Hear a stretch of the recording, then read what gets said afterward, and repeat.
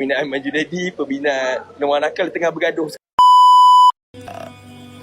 Ni lah. Lepas tu saya cakap lah, manilah aku tahu.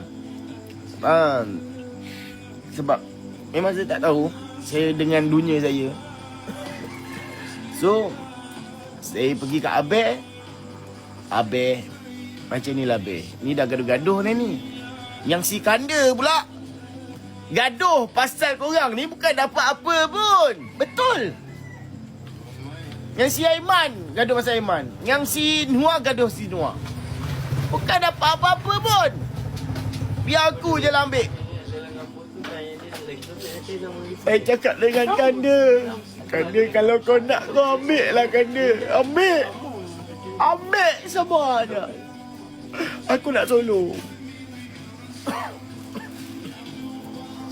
Belum lagi, keputusan tak ada lagi. Peminat Aiman Junaidi, peminat Noah Nakal tengah bergaduh sekarang dekat trade dengan dorang punya para peminat tengah bergaduh. Kau jangan sampai bergaduh-bergaduh yang talent sementara tu dapat dekat aku. Kau masak kau lagi. Cuba kau bayangkan, peminat Aiman Junaidi bergaduh dengan peminat Noah. Oh, dia kenapa buat jadi? Untuk Aiman Junaidi dia pilih Aiman Junaidi pilih Noah. Dia ni tak nampak lah. Noah ni bagus, rajin semua. Lalas bergaduh dapat dekat aku. Baru kau ada akal kau orang. Lepas tu menangis hujung katil. Yang untungnya peminat ke Kanda.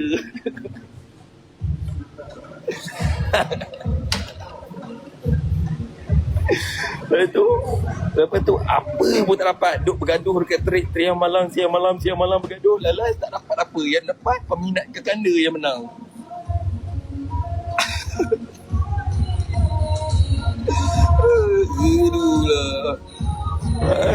Gaduh yang peminat Noah cakap dekat Anis, Anis ni nampak ni Noah ni rajin, boleh buat konten ni confirm naik dengan Noah. Peminat Aiman Junaidi pun sama naik juga.